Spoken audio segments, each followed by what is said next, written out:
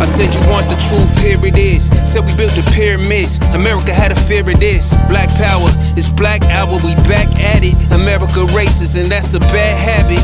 Black America shining, how we feeling? I said this song is so revealing.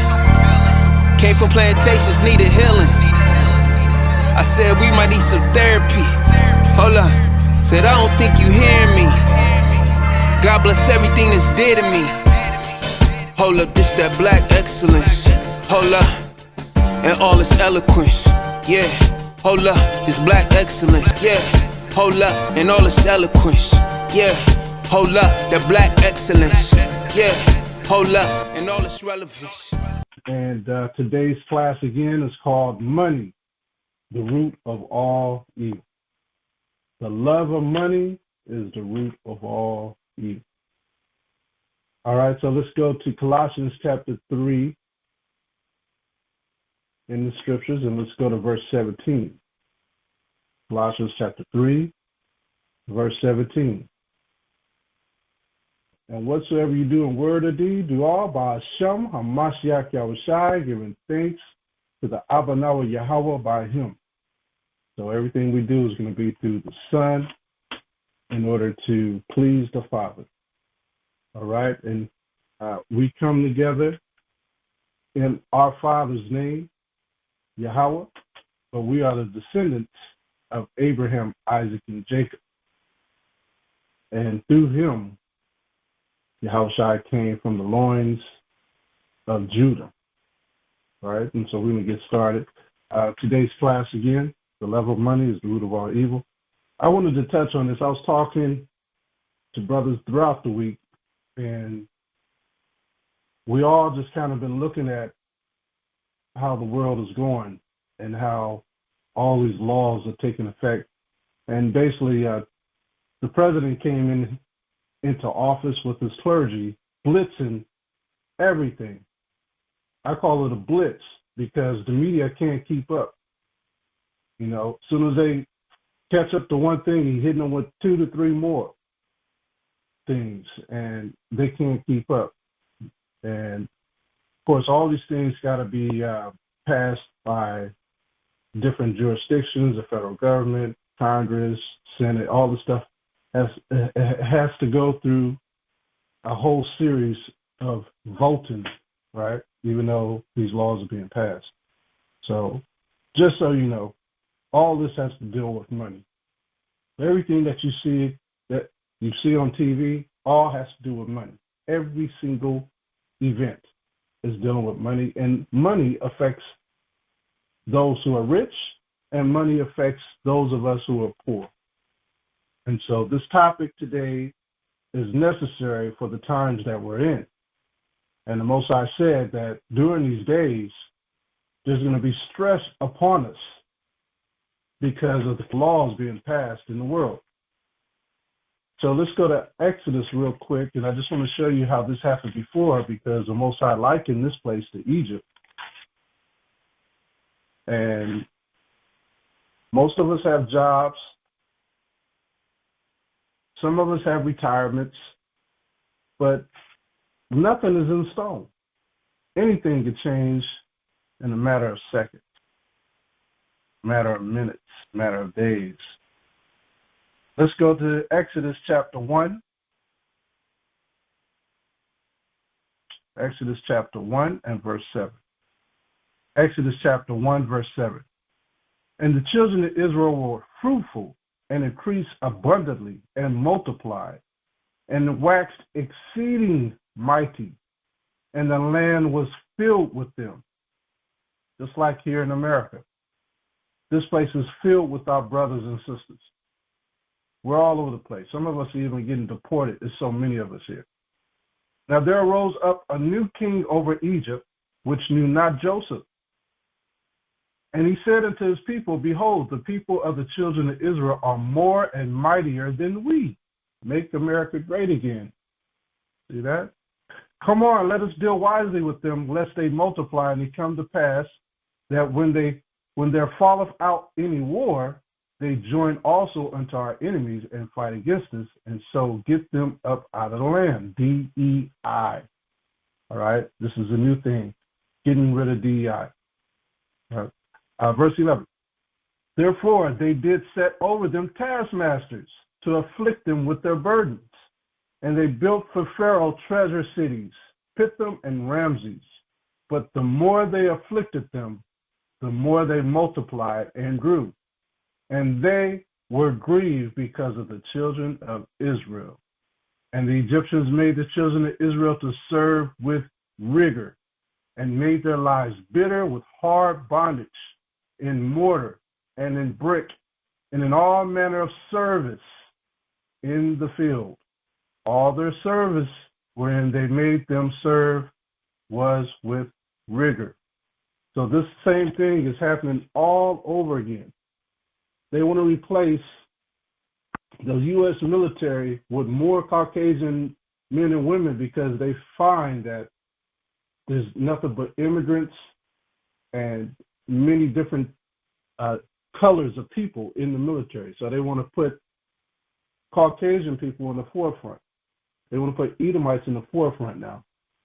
Same thing with all these federal government departments. They want to make a change to the federal government departments because of DEI. They're claiming that this DEI that they implemented is putting too many Negroes, Native Americans, Latinos, transgenders, which are not a part of us, and dwarves. They put us in the same bracket with dwarves. There's too many of us in the departments. So they got to shave off these departments. And who's that going to affect? Most of us that are in these departments. We're the ones doing most of the labor in these departments. But can that happen? Of course, it can happen. It happened in the book of Exodus. But we multiplied. Notice that. We multiplied. We became more as things got worse, as they made things more rigorous. And we multiplied. So I wanted to put that in there because all this has to do with money and keeping the money at the cream of the crop to those who think they deserve it, right? But I want to go back to where we left off in Colossians. Now, we just read Colossians 3 and 17. If we jump down to Colossians 3 and 23, I want to read that. Check this out. It says, servants, obey in all things your masters according to the flesh. Now, who are our masters?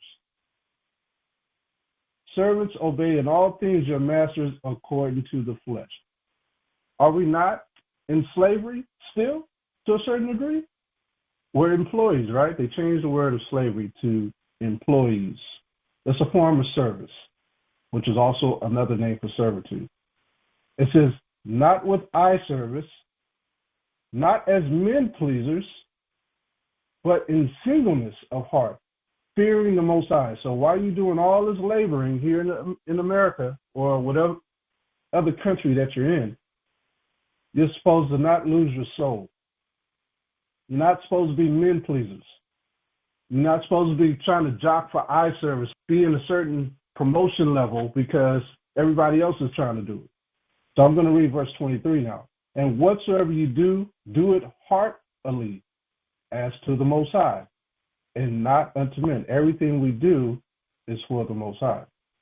Verse 24, knowing that the Most High ye shall receive the reward of the inheritance, for ye serve the Most High HAMASHAYACH. But he that doeth wrong shall receive for the wrong which he hath done, and there is no respect of persons. As we read in the book of Exodus, there were taskmasters. Who do you think those taskmasters were? They were Israelites who were living in Egypt, who wanted more money, who were more men-pleasing than others, who wanted the eye service, a position. They forgot the Most High. They lost their faith in the Most High. Remember Dathan? Dathan was a taskmaster. Some of you seen 10 Commandments. Dathan was part of that taskmastership. He had lost his faith. He wanted the money. He wanted the pleasures. And so this is what we have to be careful of during this day and age. Now, again, topic is money is the root of all evil, but we have to understand that when we call ourselves Israelites and we out there teaching or we speaking to someone or just one-on-one talking to someone, everybody is not going to get it. This is a special job for us. Being an Israelite and teaching other Israelites is a very important task. This is like special forces of the military, being an Israelite. Our job is to go and find the Israelites, not all nations. Everyone is not going to get it because they're not an Israelite. Okay? That's why the Most High said in Amos chapter 3, let's go to Amos 3, and let's go to verse 2.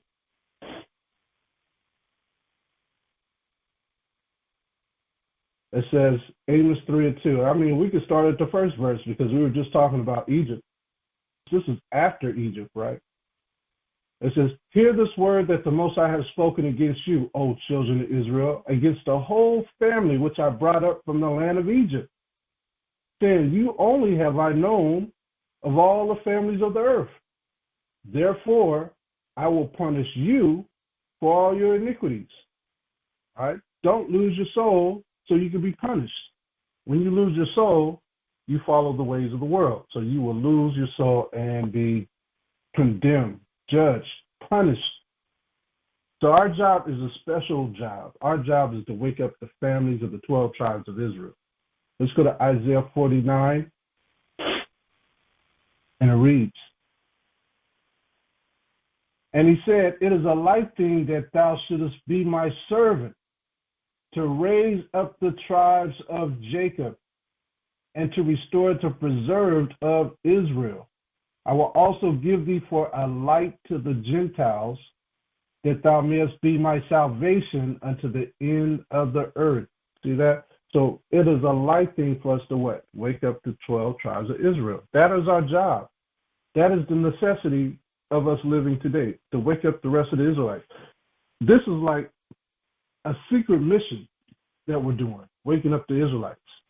We're doing it and we're whispering, even though we're screaming and yelling out loud, we're whispering to all the Israelites, look, coming to the secret place of the Most High. Coming to the secret place of the Most High. There's treasures in here. This is only to you. This is our job, to wake up the 12 tribes of Israel. And guess what? We're scattered all over the world. Let's go to Deuteronomy 28. Deuteronomy 28 and verse 64. Because of the prophecies, the Most High told us that we wasn't not going to be in Israel, but all over the world. Every island, every landmass, every country, we're everywhere. Deuteronomy 28, verse 64. And the Most High shall scatter thee among all people. See that? So this is a secret mission for us to wake up the Israelites, because we're scattered amongst all people, from the one end of the earth even unto the other. And there thou shalt serve other gods, right? And we see that in the midst of where we are. You go to the Chinese restaurant, you see the strange gods. You go into the Indian restaurant, you see the strange gods. Everywhere we go, we see strange gods. The Catholic Church, strange gods. Muslim Church, strange gods. It says, which neither thou nor thy fathers have known, even wood and stone. So we've been scattered among all these nations. And among these nations shalt thou find no ease, neither shall the sole of thy foot have rest. We don't have rest here. But the Most High shall give thee there a trembling heart and failing of eyes and sorrow of mind. Most of us don't even know our neighbors that we live next to. That's a trembling heart. You don't. If a disaster hit, are they going to truly help you, or are they going to rob from you? They may help you the first week the disaster hit, but what about the second week when no more help comes? And the food rations are starting to dwindle down, and they know what you got. Then they turn into your enemy. See? Instead of working together, they turn into your enemies. So you have to know your enemies. Acts 26 and verse 6. The book of Acts, chapter 26 and verse 6. Paul was out there waking up the 12 tribes of Israel. It says, Acts 26 and 6. And now I stand and am judged for the hope of the promise made of Yahawah unto our fathers. So we have a promise. The rest of the nations do not have a promise. The hope was given to Israel. The promise was given to Israel. Verse 7, unto which promise are 12 tribes, instantly serving the Most High day and night. Hope to come, for which hope's sake, King Agrippa, I am accused of the Jews. So Paul was catching flack for teaching all the scattered 12 tribes of Israel, and not just 3 tribes. Let's drop down to verse 20.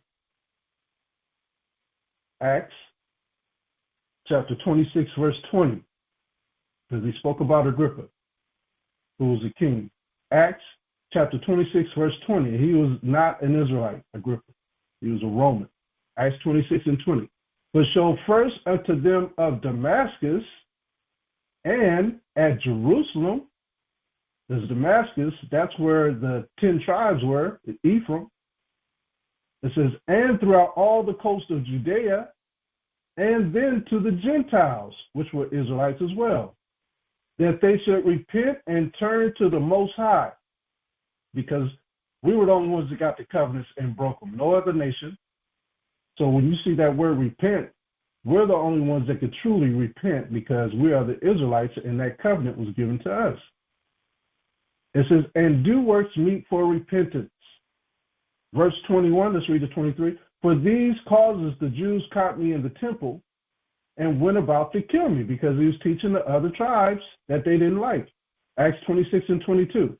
Having therefore obtained help of the Most High, I continue unto this day, witnessing both the small and great, saying none other things than those which the prophets and Moses did say should come, that HAMASHAYACH Yahawashi should suffer, and that he should be the first that should rise from the dead, and should show light unto the people and to the Gentiles, to all Israelites, 12 tribes of Israel. That's the most important thing for us to do. The rest are things that we can control based on keeping the commandments. 1 Timothy 6 and 10. Because this is a problem right here. Most of us have issues with money. Most of us. 1 Timothy 6 and 10. For the love of money is the root of all evil. Remember, we're subject to payments. That was a curse. So you can't stockpile money in this day and age. You can't just get your check and stockpile it, get your check and stockpile it. Most guys set up a system for that. And Baruch, he says, you are subject to payments. Let me get that real quick. It's in the book of Baruch. Baruch 3, verse 8 in the Apocrypha. All this is set up because the Most High knew that money will be implemented in these last days. So this is another curse that wasn't a part of Deuteronomy 28 and 68, but it was in there. Deuteronomy 28 and 48, and we be subject unto all things and want all things from our enemies, right? Water, food, clothing. So you can stockpile the money from your labors. This is what the Most High implemented. Baruch chapter 3, verse 8. Behold, we are yet this day in our captivity, where thou hast scattered us for a reproach and a curse, and to be subject to payments. You see that? You got a car payment, you got a house payment, you got loan payments, you got credit card payments, you got water, electric, all types of payments, according to all the iniquities of our fathers, which departed from the Most High our power. See? So the Most High is telling us that we have things that prevent us from storing up money and saving it, taking your check, saving it to the next check. And some of us, if we didn't have any bills, we'd be rich. If we wasn't subject to payments, we'd be living like millionaires today. But the Most High said something up for us. We're subject to payments. That's a curse. 1 Timothy chapter 6, verse 10. For the love of money is the root of all evil. This is why you can't save your children. Try to save your children. You can't save them because we're subject to payments. They're going to be subject to payments if you're not. You're going to feel sorry for them and try to help them. If they're subject to payments, they're going to get in some kind of trouble. They're going to start driving their car fast and getting tickets, mounting up tickets after tickets, speeding tickets, traffic tickets, parking tickets. You're subject to payments. For the love of money is the root of all evil, which while some coveted after. They have erred from the faith and pierced themselves through with many sorrows. See that? That is crazy. In the Hebrew, money means falargaria, G5365, having a strong concordance. That's how you say money in the Hebrew, falargaria. So money itself is not inherently evil, but the excessive desire for it, it can lead to many negative consequences. That's the issue with us. We say we need it. Hook a sister up. I need some money. I need some Similac for my baby. I need some Pampers for my baby. I need some Dolce & Gabbana for me. I need some Channel. I need some Fendi. Come on. Do we really need it? Let's go to the book of Sirach in the Apocrypha, and let's go to chapter 31. Sirach chapter 31, and let's go to verse 6. We're just going to get one verse out of here. It reads, gold, which is money, have been the ruin of many, and their destruction was present. See that? Gold have been the ruin of many. Why is gold the ruin of many? Because of their excessive desire for it. You get gold, you want to start storing it, you want to start saving it up, stocking it up. All of it brings negative consequences. What's one of the major consequences? Losing your faith is one of the major consequences. You work so hard to get the money, you forget about your love for the Most High. So you don't want to lose your hope. You don't want to lose your faith and why the Most High put you here. The Most High put us here for a reason, and he put us on this earth to bring others into the faith of Hamashiach. That's why we're put here, to bring others. That's why I brought out those scriptures in the beginning. Isaiah 49:6, it is a light thing to wake up the tribes of Israel. That all goes along with this faith and hope thing that money can't buy. All right, let's go to Mark chapter 8. All of us got money problems, all of us. If you say you don't, eventually you will. It's just the nature of the beast. It's the way it works. Prices go up, cost of living go up, everything goes up. Bread goes up, sugar goes up, gas goes up, towing goes up, everything goes up. Eventually, you will have a problem with money. Mark chapter 8, verse 36. And it reads, for what shall it profit a man if he shall gain the whole world? You just feel content and you're comforted because you just got money everywhere. The scripture says, and lose his own soul. Or what shall a man give in exchange for his soul? See that? Verse 38. Whosoever therefore shall be ashamed of me and of my words in this adulterous and sinful generation, of him also shall the Son of Man be ashamed, when he cometh in the glory of his Father with his holy angels. How are you going to convince the Most High that you did right when you didn't even think about him because you were in love with your money? You could do anything you want. Gold and silver ain't going to save you. You know, only the precious blood of Hamashiach is the way you're going to be saved. To gain the whole world is to receive all the world has to offer, right? It starts with money. For some, fame. For others, pleasure. Some men, they get the money, now they got pleasure. They could be with whatever woman they want. They ain't never going to get married. They corrupted themselves just by that. I ain't never getting married. I got money. I can go anywhere and get what I want. You know, power, that's another thing. Some people are in it for power. Prestige. There's many, many things people are into money for or why they want the money. They want to have control over everything. Is lose their mind. So to lose your soul is to die in darkness. It's to die in pain. You know, the scriptures talk about those who are liars will go into the lake of fire. You know, to lose your soul is to go into the lake of fire. And it is going to happen for a lot of people. Let's go to Matthew Matthew chapter 16, verse 21. From that time forth began Yahawashi to show unto his disciples how that he must go unto Jerusalem and suffer many things of the elders and chief priests and scribes, and be killed, and be raised again the third day. Then Peter took him and began to rebuke him, saying, Be it far from thee, HAMASHAYACH, this shall not be unto you. But he turned and said unto Peter, Get thee behind me, Satan. Thou art an offense unto me, for thou savorest not the things that be of the Most High, but those that be of men. Peter's thoughts were resisting the Spirit of the Most High. Peter's mind, it basically had human concerns for him to say, this ain't going to happen to you, HAMASHAYACH. Peter was more so of the world than of the Spirit.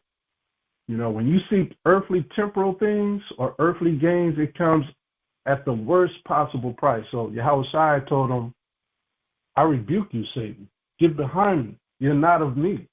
So we got to learn this spiritual understanding in order to be like the HAMASHAYACH, to be like the Most High. It's so easy to get caught up with temporal things and wanting things of this earth. It's so easy. Every day is a test and trial, especially with the television, with the social media. Everything you see is things of temporal nature, things that that's going to try to grasp your attention. Everything is working to get you to bite. A lot of brothers and sisters who have been fishing know what it's like to get a nibble on a hook.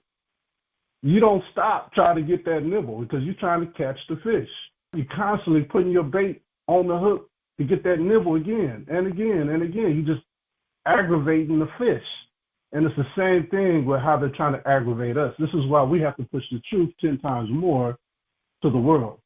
We got to continue to do the same thing to get them to bite for the HAMASHAYACH, to bite for the Most High, and to stay on the hook. That's our job on this earth.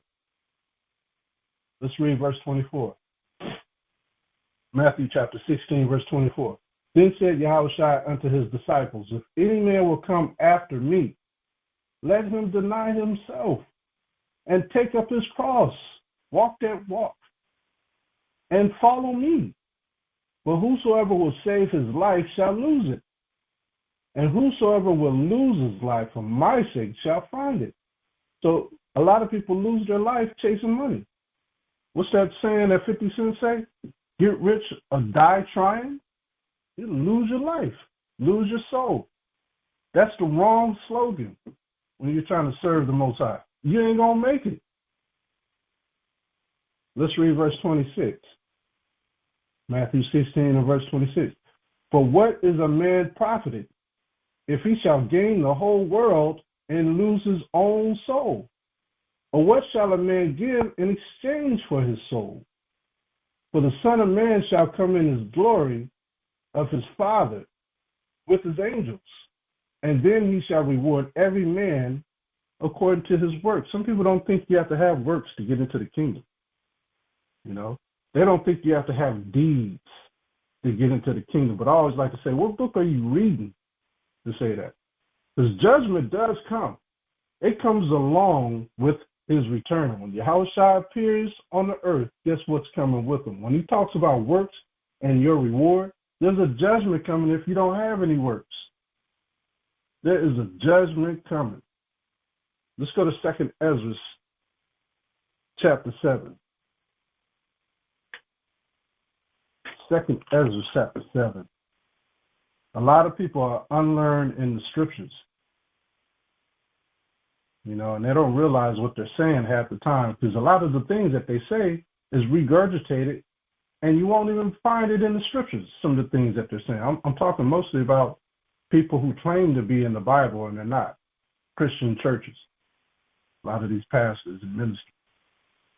2 Ezra chapter 7, verse 33.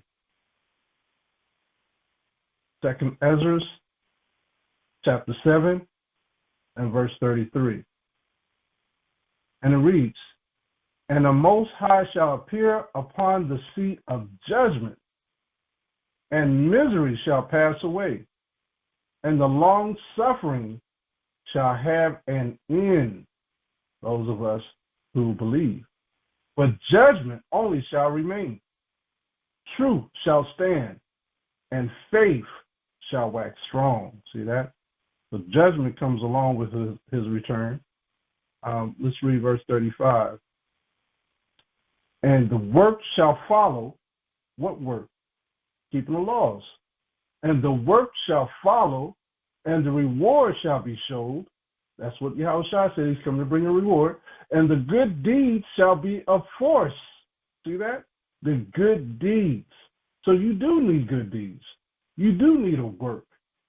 And then it says, and wicked deeds shall bear no rule. To get rich or die crying, that's a slogan of wicked deeds, right? Here's the Most High telling us that we have to have good deeds, that we have to be obedient to his word, keeping his laws, statutes, and commandments. So I don't know what these people are talking about when they say you don't have to have good deeds. You got to have faith. You need good deeds and faith. Because he said that faith, what did he say about faith? He said faith shall wax strong. So you got to have them both. Let's hop over to the 56th verse. 2nd Ezra chapter 7, verse 56. It reads, for while we lived and committed iniquity, and committed evil, we consider not that we should begin to suffer for it after death. That's many of the people of the world. They don't even consider that they're going to suffer for the things they do after death. Then answered he me and said, this is the condition of the battle, which man that is born upon the earth shall fight, that if he be overcome, he shall suffer as thou hast said. How are you overcome? Given into temptation. When you give in to temptation, all that whispering in your ear, putting in those thoughts, those wicked thoughts, that's that nibbling. Satan is nibbling at you, trying to get you to fall short of the glory of the Most High. That's what it's all about. That's why you got to overcome those little nibblings. It says that if he be overcome, he shall suffer as thou hast said. This is where not being a respecter of persons comes in, who are even of the 12 tribes of Israel. If you give in to temptation, you will be overcome. It says, but if he get the victory, he shall receive the thing that I say. For this is the life whereof Moses spoke unto the people while he lived, saying, choose the life that thou mayest live. See that? So all of the stuff is written for us to achieve our goal. We're all trying to get to the kingdom. How do you choose life? How do you even do it?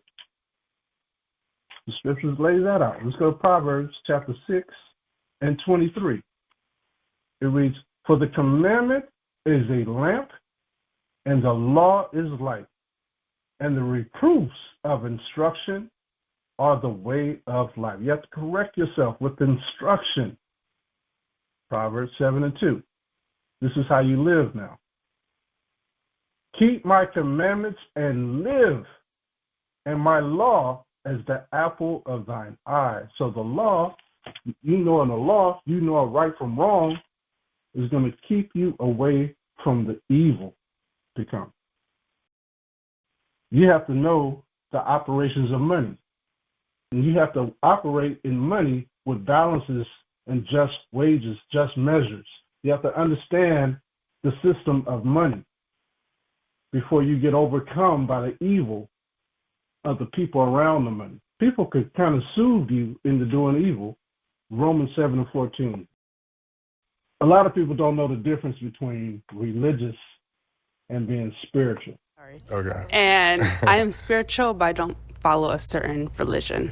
Sorry. And I am spiritual, but I don't follow a certain religion. Some people will be like, well, I'm not religious, but I'm spiritual. I never heard that my whole life. I'm spiritual. I've heard some people say, I'm spiritual, but not religious. What does that mean? Okay, so I'm going into the online etymology dictionary. This is the definition for spiritual. Now, The etymology dictionary takes it all the way back to the 13th, 14th century. Now, I'm going to read this definition. It says, of or concerning the spirit, immaterial, especially in religious aspects. Also of or concerning the church. What church? From Old French spiritual, spiritual, or directly from a medieval Latin ecclesiastical use of Latin spiritualis, right, pertaining to spirits. This is going back to the Catholic priests. Of or pertaining to breath, breathing, wind, or air, from spiritus, of breathing, of the spirit. So what spirit? What spirit are we talking about here? I mean, the wind and the air, that could be anything. You could be in this spiritual sense today and tomorrow be in a different spiritual sense. You could be following the birds in their spirituality, or you could be following the trees in their spirituality. So what is this talking about?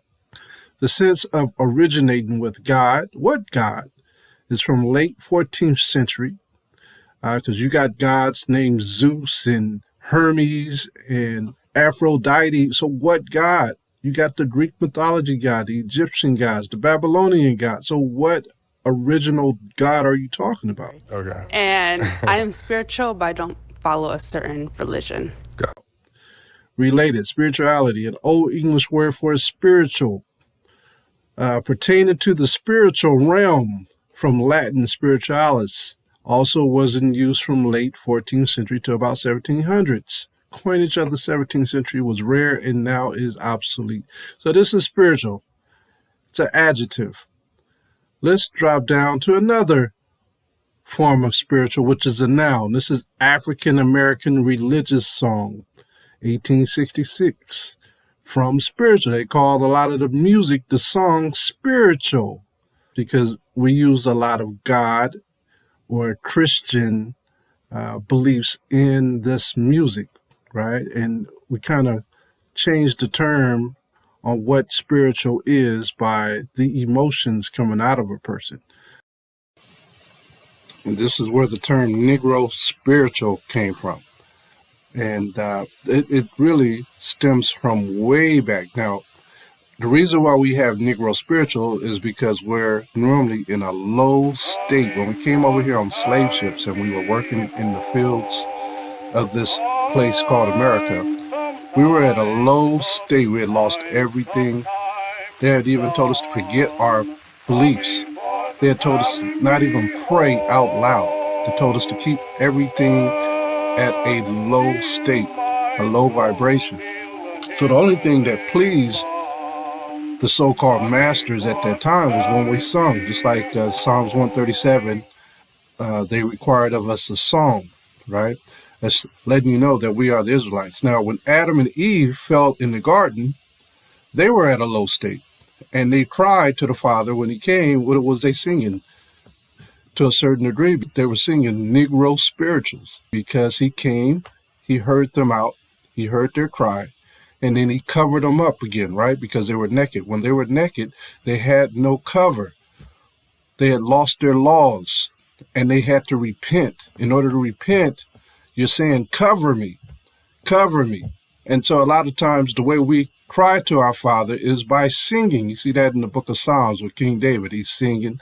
You see that with the Levites, they sung whenever they were joyful or whether they were low. They sung a song. So when Adam and Eve was kicked out of the garden, at that time, the Most High had not multiplied nations. When we read the book of Genesis, it's the origin of nations. All the nations were first building from that time frame, from Genesis chapter 8, 9, 10, 11, 12. Nation origins, nation building. So when we fell out of the garden, we had nobody to put us in captivity. Adam and Eve and Cain and Abel. They didn't go into captivity. But after the time of Noah, when we started up again, Shem, Ham, and Japheth, the Most High set up nations. So when we fell low, now he's going to put us in captivity. That was the judgment. Every time we would fall, we would go into a captivity. And that's where you get Egypt, Assyria, Babylon, Persia, and the Medes, Greece, Rome, and now America, and all the other countries that are joined with them, which is called Mystery Babylon. In every captivity, we sung at a low state. Those were considered Negro spirituals. We were always singing whenever we went into captivity at the beginning of it. Normally we would rise in the middle of it, and then the whole kingdom would fall at the end of it. And we would go back into our joy, back into the kingdom. So that's what we're doing now. And this is the last kingdom, but these are Negro spirituals. These are what they call Negro spiritual. And from that Negro spiritual, which were Israelite spirituals, now you have the word spiritual, and the word spiritual has nothing to do with what we went through. Nothing. It's like the wind. Louis Armstrong, famous folklore singer, he sung Let My People Go back in the day. That was a Negro spiritual. So a lot of times when we sing a song or cry, that's when we have lost everything. We lost the law, statutes, commandments. All we have at that time is our faith and our belief. And so we sing to the Father. But now the spiritual has changed and people have forgotten what a low state means. The singing now is not coming from a low state. It's coming from a love for money. This is where the singing is coming now. It's not coming from deep within. It's coming for something, for gain. They want something, right? So this is where the Negro spiritual came from, the African-American religious songs. This is where it came from, a lower state. We're trying to cover ourselves, but we forgot how to cover ourselves and how to cry to our Father. So now it's empty. The daughters of Zion are now empty. They need to recover their laws, statutes, and commandments from the Most High. The song Amazing Grace, written by John Newton, who was a former slave trader. He was a Caucasian man. He was an Edomite. He wrote this song. The reason why it became popular is because he made his slaves sing it. By making the slaves sing it, it became a popular song. Amazing Grace, how sweet the sound that where the Most High shed his light on me. That's not our spiritual. That's a slave capture spiritual that he wrote for the slaves, right? So it has no power in it, even though we think it has power. It was a reverse psychology song, but it was written by a slave trader named John Newton. That was not our sincere song to the Most High. If you notice, all the other songs was talking about him coming to get us. Swing low, sweet chariot, come and carry me home. Let my people go. You know, all these different songs that we had that were considered Negro spirituals was to get us out of here. We wasn't trying to hear nothing about that amazing grace, although we need it, but we got to keep our law, statutes, commandments to get that grace and that mercy. That song was considered feel-good music, right? It was feel-good music for those who had us in slavery. It was feel-good music to make money. It was feel-good music to show us off. It was that type of music. It became a spiritual hymn or a spiritual song that had nothing to do with us being under them. They beat us like dogs, horses, and cows. That had nothing to do with us. That grace is coming, but that grace is coming with retribution. That grace is coming from judgment coming on earth. And those who keep his law, statutes, commandments will get that grace. It's not about money. It's about the blood of the HAMASHAYACH. That's the grace that we get to the 12 tribes of Israel. Not for the rest of the world, but for the 12 tribes of Israel. Like Abraham said, those who bless us will be blessed, and those who curse us will be cursed. Understand that phrase. Understand that song. How many of them are blessing us? 0. How many of them are cursing us? 99.1. 99.1 are cursing us. That song, Amazing Grace, was just a white guilt lullaby written by this wicked-ass slave trader who felt a little guilt because he almost died in the slave ship during the storm. He wrote this poem for his slaves to sing it so he could feel better and to soothe the rest of the slaves. This is ridiculous. Ridiculous. Listen, none of these people get a pass that had us in slavery. None of them. Black people are traumatized because of this. Black people are traumatized for even singing the song Amazing Grace. Even though it may sound beautiful, it's a traumatizing song if you know the origins of it. Just like everything else that we're learning about in this captivity where we dwell at. It's all traumatizing, and no one gets a pass. This is where these fake Negro spirituals come from. So is that spiritual? Regarding the Bible, it doesn't say anything about the Bible here. It just says a spiritual person, 1530s. Now let's drop down to spiritualism. Let's go to spiritualism. This is also a noun. 1796, advocacy of a spiritual view. Doctrine of the existence of spirit as distinct from matter or as the only reality. Opposed to materialism from spiritual, adjective. Spiritualism. The table, wrapping sense.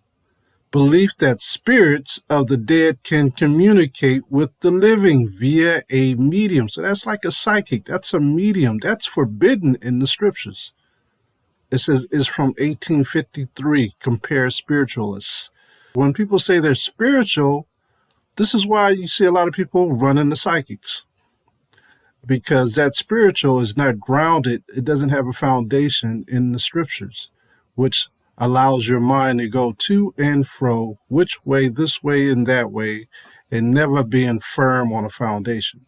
So this is why the mediums come in. Because the mediums deal with the spirits of the dead, which is like the wind. You see that? But when we go into the scriptures, let's go back to the lesson.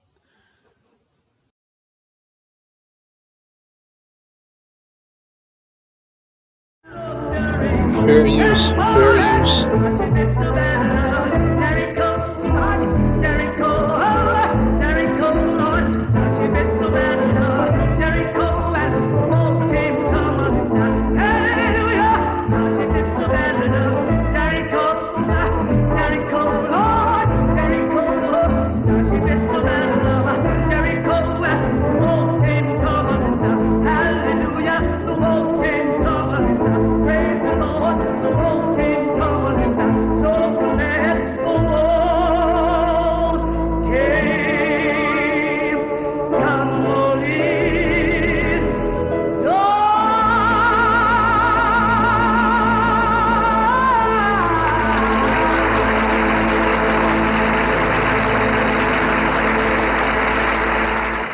What does that mean to say I'm spiritual and not religious? You could be in all types of ill will saying I'm spiritual. The Native Americans were smoking ganja weed, talking about they were spiritual. They got overcome by the enemies when they did that. They was committing sacrifices on top of temples down in South America, and they called themselves spiritual. Right? That wasn't religious. So you have all these different people talking about being spiritual, worshiping deities and false gods on the wood and stone, calling themselves spiritual. Most people can't explain that, right? Some people will even say, I believe in God, but I'm not religious. Have you ever heard that one? Okay, what God? What God do you believe in? Because I believe in the God of Abraham, Isaac, Jacob. What God are you talking about? And how are you spiritual, though? I mean, the Bible explains everything. When we read this verse in Romans 7 and 14, look at what it says, what's spiritual. Romans 7 and 14 says, for we know that the law is spiritual. What's spiritual? The law. But I am carnal, sold under sin. Paul is saying, I'm wicked because I'm fleshly. And I'm sold under sin because we were all born into sin. But what is spiritual? The law. When you learn the law, you learn that the law is good. Look at Romans 7 and 12. Romans 7 and 12. Wherefore the law is holy, and the commandment holy, and just and good. So the law is good. Go back down to Romans 7 and 15. Romans 7 and 15. Let's read the 17. It says, for that which I do, I allow not. Because if you do it, you're going to know, wait a minute, the law tells me that this is wrong, so I'm not going to allow it. For what I would, That do I not. That's that nibbling. That nibbling is nibbling after you, but the law cuts that down. But what I hate, that do I. Why am I doing the things that I hate? I know I don't like this stuff. Why am I doing it? The law corrects you on that. Verse 16. If then I do that which I would not, I consent unto the law that it is good. Right? So the law is going to correct you. I'm not going to do it because the law tells me so. Verse 17. Now then, it is no more I that do it, but sin that dwelleth in me. What does sin bring? Demons. So if you do something and you didn't mean to do it, but you caught up in temptation, guess what you got on you? The demons won. They controlled your mind to do something that you didn't want to do because you broke the law. So the law is spiritual. The law corrects you. So when people say they're spiritual, how are they spiritual? If they don't mention that the law is spiritual, then they're wicked as hell. You got to have the law. And this goes into the good deeds. This goes into the works that we just read about in 2nd Ezra. Because everything in the spiritual, if he says that the law is spiritual, everything in the spiritual, according to the Bible, it all manifests into the physical, right? You're able to fight the physical because you got the armor on.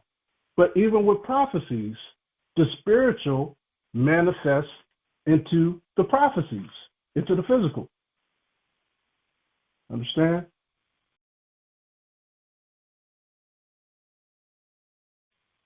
And then when he says the law of the Most High is spiritual, this is a joy. To be in the law is a blessing. Let's go into the book of John. Let me show you what Yahawashi said. Go to the Gospel of John. Gospel of John, and let's go to chapter 15. Because Yahawashi was operating in the law the entire time. John chapter 15, verse 10. Look at what he says. John chapter 15, verse 10. If you keep my commandments, ye shall abide in my love, even as I have kept my Father's commandments and abide in his love. Verse 11. These things have I spoken unto you, that my joy might remain in you, and that your joy might be full. So by keeping the commandments, through Yahawashi brings what? Joy, love, peace. So the law is spiritual. When you keep the law, it's keeping you from overrunning yourself into damnation. Because whenever you're in temptation, you don't feel good, do you? Whenever you're doing something wrong, eventually it's going to creep up on you and you're just going to feel bad about everything. You're going to feel like you can do nothing right. Everything you do is wrong. You're just overwhelmed with demons and different spirits on you. So we have to understand that the law is spiritual. Let's go into one more verse. Let's go to Sirach in the Apocrypha. And let's look at joy again, because even in the Apocrypha, it talks about what joy is. Sirach chapter 30, which is Ecclesiastes chapter 30. And let's go to verse 22. Sirach chapter 30 and verse 22. And it reads, the gladness of the heart, what is the heart? The mind. The gladness of the heart is the life of man, and the joyfulness of a man prolongeth his days. So where are you getting this from? You're getting this from the Most High, keeping his commandments. The only way you can have joy in your heart and prolongeth your days is by keeping the Most High's word, keeping his laws, statutes, and commandments. So all of this is spiritual. It goes back into spiritual. Romans 7 and 14, right? All over again. The law is spiritual. So speaking of spiritual, I want to take you from spiritual that manifests into the physical, which is all prophecy, right? Let's go to Revelations chapter 11. Because you can't understand the prophecies if you're not keeping the law, statutes, and commandments, which is spiritual. And by being spiritual in that way, the Most High will sup with you. The Most High will send His Holy Spirit to dwell with you so you can understand the rest of the spiritual verses in the Bible. So Revelation chapter 11, verse 8, check out what he calls this world. He says, and their dead bodies, this is Revelation 11 and 8, and their dead bodies, whose dead bodies? We know that when you don't keep the law, you're going to die. Their bodies shall lie in the street of the great city. So we know when we came over here in slavery into this land of America, this was a dead country, dry bones, valley of dry bones. None of us had the law. None of us was doing right.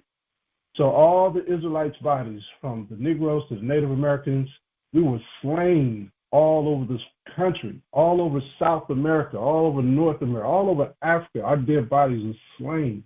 But this is talking about a great city, which is Mystery Babylon. So Mystery Babylon is considered all the nations of the old coming back. So within Mystery Babylon, you have Egypt, you have Sodom and Gomorrah, you have Rome, you have Persia and the Mede. All these great nations are in one nation now, right? They've stolen from all the different countries. They've stolen their gods. Notice we have gods of every country in this country. This country has stolen their gods, its people, its culture, and it's just a melting pot right here in this place. So now the Most High is calling this place, he says, and their bodies shall lie in the street of the great city, which spiritually is called Sodom and Egypt. So spiritually, like we just said, the law is spiritual. Spiritually, we're talking about the scriptures, and the scriptures told us what Sodom was. It was all about homosexuality, and Egypt was all about bondage. So spiritually, this place is all about bondage and homosexuality. All at the top, working its way all the way down. It says, where also our Hamashiach was crucified. So the children of Israel are here, and together with the Most High, we are part of that body of the Hamashiach. It says, and they of the people and kindreds and tongues and nations, all these different nations here, shall see their dead bodies 3 days and a half. Everyone knows about our story here. Everyone knows about the Negroes here. Everyone knows about the Native Americans here. And shall not suffer their dead bodies to be put in graves. We're not resting here. The dead bodies is the children of these people. We're still here in this country, and we have not received peace. Being in the grave means what? Rest in peace? Being sleeping restfully? We're not sleeping restfully, right? We haven't been put in graves. Our people are still here. So when you look at all of this, this is spiritual. It's also physical. So these two prophets are crucified, are the house of Israel. When we read verse 10, and they that dwell upon the earth shall rejoice over them and make merry. They're making money off of us. They shall send gifts one to another because they got money. Because these two prophets, the children of Israel, the house of Judah and the house of Ephraim, represents the two prophets, tormented them that dwelt on the earth. The reason why they don't talk about our history, because we was fighting in wars the entire time. They don't never tell us about that part. And we're still, the children that are here, we're still fighting against them. I was watching some news flash where they had the chief of the Native American Indians talking to one of the CNN guys, the commentator, and he's sitting there talking, and he's saying all the things that he was demanding that they should get. And the guy on the CNN broadcast says, oh, wait a minute, we have an incoming conference call coming from Washington right now. They just cut the dude off like he wasn't saying nothing and went to the new newsreel. And they do the same thing with the Negroes all day long. They don't want to hear what we got to say because we're tormenting them on the history. They don't want to hear the history. That's why they want to take it out of the schools. That's why they're coming up with a new curriculum. They got a new Department of Education, a new Department of Health, all these new department heads. So when you look at this, when Yahawashi was crucified and the two prophets was tormented, it's talking about the children of Israel. Let's go to 1 Corinthians chapter 12. 1 Corinthians chapter 12, 1 Corinthians 12 and 12. For as the body is one, meaning HaMashiach was crucified in this great city, and has many members, 12 tribes of Israel, and all the members of that one body, being many, are one body, so also is HaMashiach. See that? So we're all the HaMashiach when we follow the HaMashiach. Let's read the 14. For by one Spirit are we all baptized into one body, whether we be Jews or Gentiles, whether we be bond or free, and have been all made to drink into one Spirit. For the body is not one member, but many, those two prophets. See that? So the body of the Hamashiach is more than just him who died in the Most High through him. So again, it's all spiritual by the law and the prophets. Let's go to 1 Corinthians chapter 2, which is a precept of this, and verse 15, because it said that this place is spiritually called what? Sodom, and spiritually called Egypt, meaning it's taking the spirit of those two cities and putting it into this great big city. It reads, but he that is spiritual judgeth all things. Why? Because you just found out who Mystery Babylon is following through the spirit of keeping the law and seeing it in the scriptures. You're judging all things now. You're seeing how wicked this place is based on who it's following. But he that is spiritual judgeth all things, yet he himself is judged of no man. See that? If you keep God's laws, you basically disappear from all evil. He ain't participating in any of the worldly events because he's keeping the Most High's laws. He ain't going to none of these wicked food festivals. None of the stuff matters to a man that's following the Most High. Yes, we like nice things, but for the most part, none of the stuff triggers us. So how can we be judged if we're following everything the Most High told us to follow? If anything, we're only judged by the world standards and not participating with evildoers. They judge us on that. Oh, you think you're better than us, blah, blah, blah. But for the most part, who can we be judged by if we're following the laws of the Most High? They're trying to judge us off the world standards, not the Most High standards. So being that we're talking about spiritual things, let's go into the book of Daniel. Now, if you was not a spiritual man and you went into the book of Daniel, how can you tell what Daniel's talking about when he talks about this dream of Nebuchadnezzar? Now, for those of you who've never read this chapter about Daniel, way back when, during the Babylonian time, there was a king called Nebuchadnezzar. Nebuchadnezzar was a ruthless king that enslaved the children of Israel and gave them new names and made them forget their culture to a certain degree. But they still kept the culture. Now, there were other nations in his kingdom that were also in slavery. But we had Israelites who were in slavery who were in top positions. Like Daniel, he would be considered a consultant in today's terms. And Daniel learned all the ways of the Babylonian schools. Like we go to school here, we go to the colleges and so forth. Daniel learned all the ways of their education, but he still kept the laws of the Most High. So there was a time when the king needed consultation and nobody could give him consultation. I'll put it to you that way. The king had a dream, and then he wanted somebody to interpret his dream because they had soothsayers, sorcerers, magicians, and things of that nature back then that the king thought that they could do these things. No one could do it, so the king threatened to kill everyone. So Daniel consorted with his fellow brothers in the truth, and the Most High came to him in the night and gave him the answer to the king's dreams. This really happened. So we're about to talk about what the king's dream was, and what the king's dream was, he was seeing the future Babylon. He was seeing all the great kingdoms of the earth. And each kingdom was listed and labeled by minerals such as gold, silver, clay, iron. Okay, these are major elements that most kingdoms rule their kingdoms with. To make swords, you need metals. You need gold for certain things. You need silver for certain things. You need clay.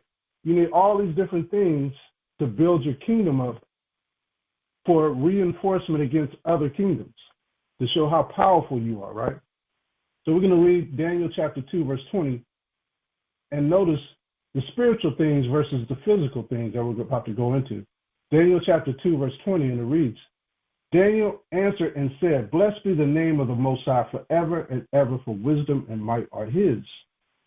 And he changeth the times and the seasons. Who does this? The Most High. He removeth kings and setteth up kings, like we put Donald Trump in office. The Most High put him there. He giveth wisdom unto the wise and knowledge to them that know understanding.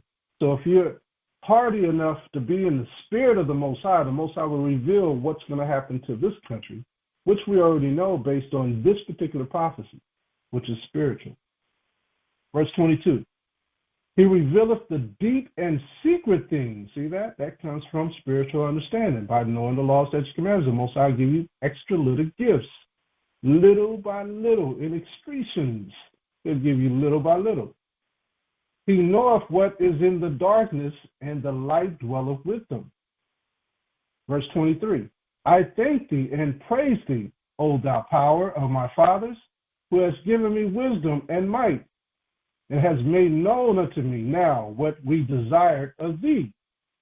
For thou hast now made known unto us the king's matter. The Most High reached into the king's mind, took his dream, and gave it to Daniel so Daniel could interpret. Imagine that. Because he was following the laws and he was obedient. This can really happen. Let's drop down to Daniel chapter 2, verse 32. Now the king's dream is going to be explained. This image's head was of fine gold. Who is this a representation of? This is a representation of Babylon the Great. His breast and his arms of silver, his belly and his thighs of brass, who had silver and brass. That was actually Greece and Medial Persia. Those two kingdoms operated in brass and silver.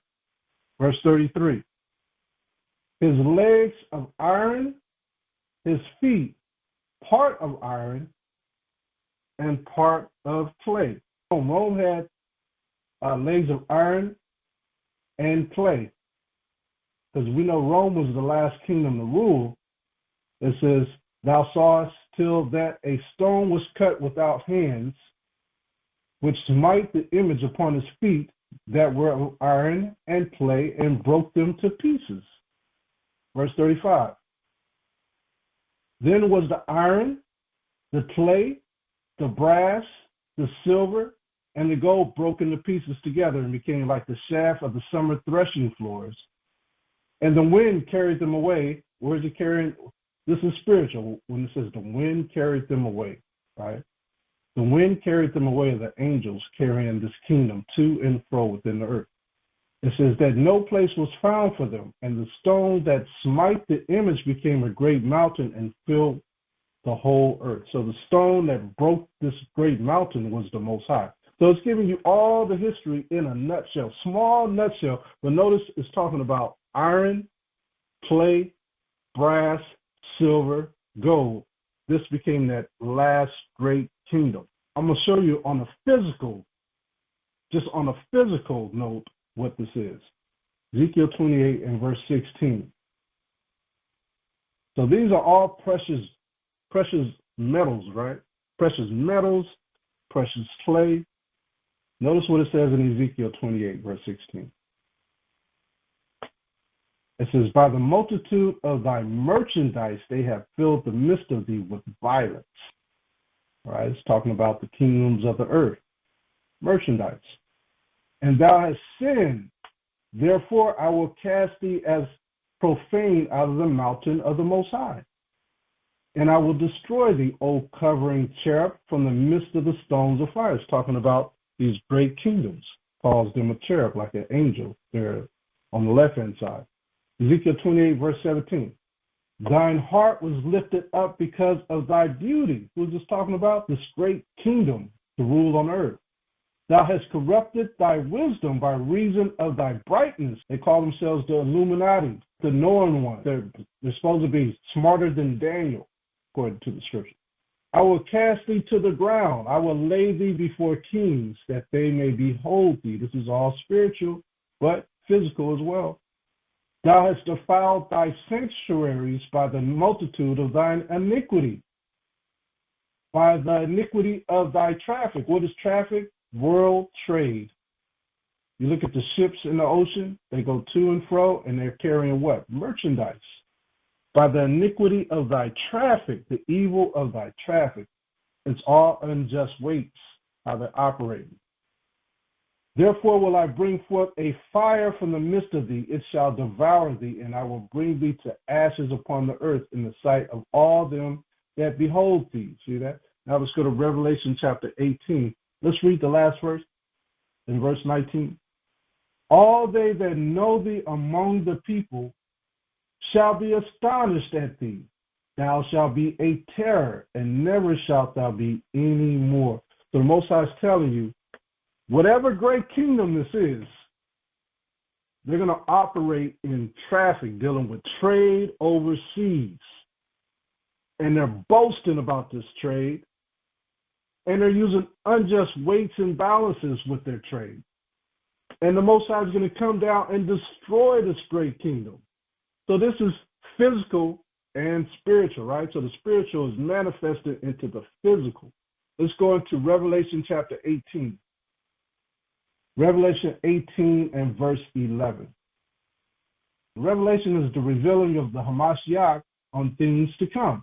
Now we just read in Ezekiel about a prophecy, which was spiritual. Here, Yahawashi is talking about something similar to it. Actually, this is continuing from that.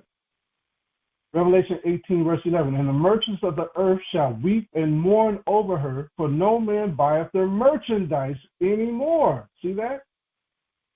So why wouldn't anyone buy the merchandise of this great kingdom anymore? When we was reading in Ezekiel, they were thriving with their merchandise.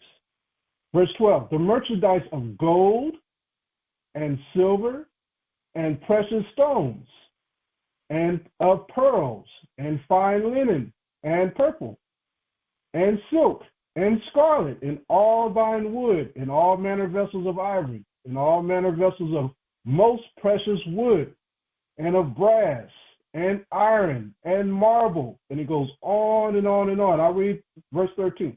And cinnamon and odors and ointments and frankincense and wine and oil and fine flour and wheat and beasts. We got zoos all over America with different beasts from everywhere. And sheep and horses and chariots and slaves. See that? And souls of men. Souls of men. So what is this talking about? This is talking about Mystery Babylon. So even if you couldn't see it spiritually. All right, so we're going to go to the first document that I sent you. Let's just open that up, everyone. And it says AP. It says Trump steps up his 2018 tariffs on what? Steel and aluminum, risking inflation on promise of more jobs. Now, this is when he was president 5 years ago. But notice the things that he's purchasing, steel and aluminum. Let's read the first two paragraphs, and that's all we need to read. Let's drop down to Washington AP. It says, President Donald Trump on Monday removed the exceptions and exemptions from his 2018 tariffs on steel, right, which is also iron, meaning that all steel imports will be taxed at a minimum of 25%. Trump also hiked his 2018 aluminum tariffs to 25% from 10%. We were being pummeled by both friend and foe alike. Trump said as he signed two proclamations changing his orders during his first term that go into effect on March 12th, it's time for our great industries to come back to America. Traffic, the imports that we're dealing with, is biblical. Raising energy dominance today, you've also prioritized trade balance. The oil industry is a little worried about the steel tariffs. I mean, they put 20,000 feet of steel in the ground at a well. How will you balance that? Is there a possibility? You're talking about steel and aluminum. Indeed, steel tariffs. So the steel, I saved the steel industry in my first term by putting on tariffs because China was dumping massive amounts of steel. Others also, but mostly China. And I put very substantial, we took in $600 billion worth of tariffs from China. No other president's taken up, literally haven't gotten 10 cents from China, not 10 cents. And hundreds of billions of dollars came in from China. And they understood it. They understood what I did. But the dumping stopped. And had I not done that, you wouldn't have one steel mill, I think I can say, not one steel mill operating in this country. And we need steel. We need steel. I mean, there are some things you have to have, and steel is one of them for military, et cetera. So I think steel is going to be very strong. It's going to be very strong. I think it'll go back to being really powerful. We saved it. I mean, we were talking about U.S. Steel last week. U.S. Steel would have been closed, totally closed. We saved it.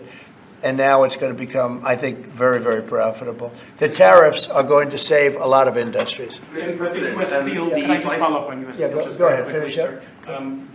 If the Japanese company that's interested in U.S. Steel wants to take a minority stake as opposed to full ownership, is a that minority stake I wouldn't mind greatly, but what they're doing right now is they're going to be investors, and they're going to be investing in, I think, debt and various other things. But we didn't want to let U.S. Steel go to a foreign company. U.S. Steel was the greatest company in the world for a period of 15 years. It was, it was the big deal 80 years ago or so. And psychologically, we can't even think about letting that happen. But what is going to happen, and we've already seen it, you see it in the stock price, with the tariffs, U.S. Steel is going to be a real powerhouse again. Let's go to the next document. You can read the rest of it on your own. Let's go to which country is the largest consumer of silver in the world. Let's go to that document. And if you open it up, the very first thing you see under which country is the largest consumer of silver in the world, it says United States. Along with being the top silver consuming country, the United States also produces a massive volume of the metal. The country registered 1,100 metric tons of silver output in 2022 from 4 major mines. Slaves digging this stuff out. Who are the major customers of silver? Which is the next paragraph. The biggest consumer of silver for industrial applications this past decade have been the U.S., starting off. Canada, China, India, Japan, South Korea. The U.S. is against all these countries that I just listed. They just pissed off Canada. They've been pissing off China.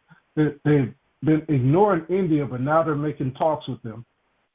I think they're going to stab them in the back once they get India all the information they need from them. Japan is another one. They're trying to get the U.S. out of their waters. South Korea is another one in cahoots. Germany wants to be with America, and Russia is now making talks with America as we speak. Over that time, silver demand from older industries has faded, only to be replaced by new technological uses. They're all in bed with each other. But who is the great one? The United Snakes of America. And they want silver, just like we read in the scriptures that talked about silver in Daniel. Now we're going to talk about brass, because when we were going over it, we talked about how Greece and Medo-Persia had brass, but this next beast, the last beast that the Most High is going to destroy, has all these different minerals. They have the gold, they have the brass, the iron, the plate, and the silver. So let's tap on the brass items imports in the United States. And when you went to that, I'm sorry, on that last one, on silver, I noticed the next paragraph said that Mexico is the largest producer, or they have the most silver that they actually have in their land. But go ahead, I'm sorry. So I can. Con. I mean, and just to add to that, like you said, Mexico, the U.S. put tariffs on Mexico as well, just like they did Canada. I mean, it's going back to the prophecy that there's got to be one great country that wants all these different things to form this giant statue that Daniel prophesied for Nebuchadnezzar dream. So if we open up the water, that's what I want, a little input. It helps me. VOSA, Grow Global. If we open that up, it says brass items imports in the United States. Market size and demand based on import trade data. It talks about the import shipments found. Let's drop down. It says grow your brass items import business in the United States, talking about the company. Let's go down to overview. We go down to the overview. It reads, according to VOSA's United States import data, United States imported 30,893 shipments of brass items during March 2023 to February 2024. These imports were supplied by 1,002 foreign exporters to 2,099 United States buyers. So the U.S. surpasses all these foreign exporters.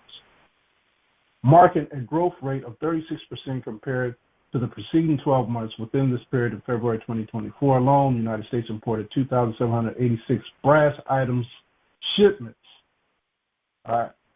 So as you can see, the U.S., if you drop down to the chart, right below it, these are the U.S. Of course, it started out with the U.S. This is the U.S. imports, right?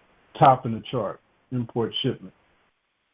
Right, you can see it starting from right underneath 2,500, that chart, and it's going up and down, up and down.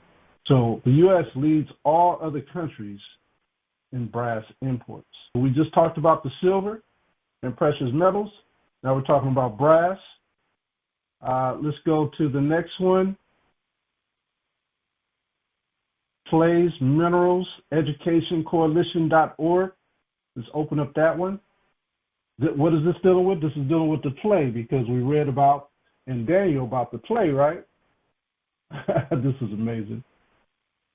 So like I said, even if you wasn't spiritual, you can look at Daniel chapter 2 and 34 and see that the iron and the clay that was broken into pieces, all the stuff, the U.S. is gathering all this stuff back. He's rebuilding with the same items. And when you open up that MEC, Mineral Education Coalition clays, I didn't know clays were broken down like this. I don't know if any of y'all knew this, but clays, there's many minerals in clays, and it's a lot of money. This thing is, money is the root of all evil. They are like decimating this stuff, these minerals, into a market.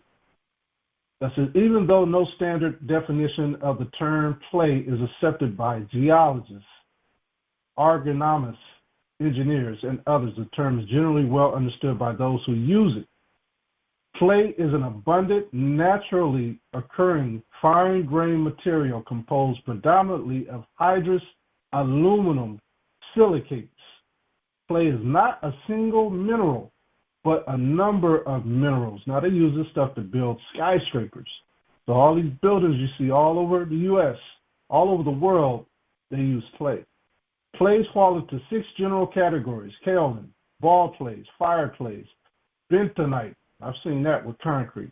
Common clays and fuller's earth. Clays are common all over the world. Some regions produce large quantities of specific types of clay. The United States is self-sufficient, so it imports only small amounts of clay, right? So going into this, you can read the rest on your own, but you know how the U.S. works.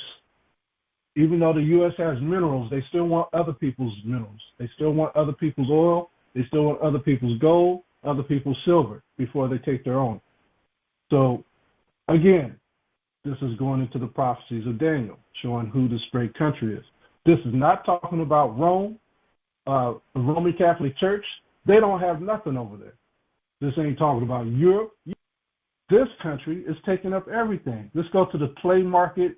Is expected to reach $52 billion by 2030. Let's go to that index. Let's click on that. It says clay market is expected to reach $52.7 billion by 2030. Index box. This stuff is precious. Everybody wants this stuff. It starts out New York, December 06, 2022, the Globe New Wire. There's been a new report released today by the market intelligence platform Indexbox on the global play market. Check out some of the key insights below. The global play market is expected to reach USD $52.7 billion by 2030. This is, if you want money, this is a way to invest in money. It's in all these minerals, these different things like this. This is where the money is if you're going to invest in money. You know what I mean? The market is anticipated to witness a CAGR of 4.2% over the forecast period. The rise in demand for bricks and tiles in construction application is expected to drive the growth of the clay market over the forecast period. So the U.S. is constantly building here, constantly building. What did they say about Jerusalem and Gaza Strip? They said they want to rebuild a whole new city. So guess where a lot of this clay is going? Over there. So they're the ones purchasing all these things. Let's go down to clay market size, and there's 1, 2 paragraphs in here. Let's read the second paragraph. It says the Asia Pacific. Okay, let's read it. And it says the Asia Pacific region is expected to be the largest consumer of clay due to the increasing demand from China, India, and Japan. In addition, North America and Europe are also expected to be significant consumers of clay over the next 8 years. So all these people, they're talking about going to war. They're all in bed with each other. China's in bed with the U.S. The U.S. is in bed with China, in bed with India, North Korea, Russia. They're all in cahoots. So what they might say one thing on TV, claiming that they're at war with them, and the media just has a frenzy with it. But behind closed doors, they're slapping hands, making trades, keeping the traffic going to this country. So we have to understand this is all part of the prophecy of the Most High. Let's read the last one that I sent, geographic fact. Who is the biggest import of gold? Geographic fact hub. Flip on that. Click on that there. All right, and it opens up. It says, who is the biggest import of gold? Who is the biggest importer of gold? Who is the largest gold importer in the world? Notice who it says. Switzerland is the world's largest gold importer. And we all know how rich Switzerland is supposed to be. All the banks, offshore banks are all in Switzerland, right? Most of them. Switzerland, and this is where all these multimillionaires and billionaires launder their money through Switzerland. Switzerland is the world's largest gold importer, with gold imports valued at nearly $99 billion US dollars in 2022. So whose money is stocked with this gold? The U.S. So I know BRICS is forming, which stands for every country. Every letter stands for the country that BRICS is about. Brazil, Russia, India, China, and then who's the last one? All of these countries are trying to go up. South Africa, there you go, the water. All right.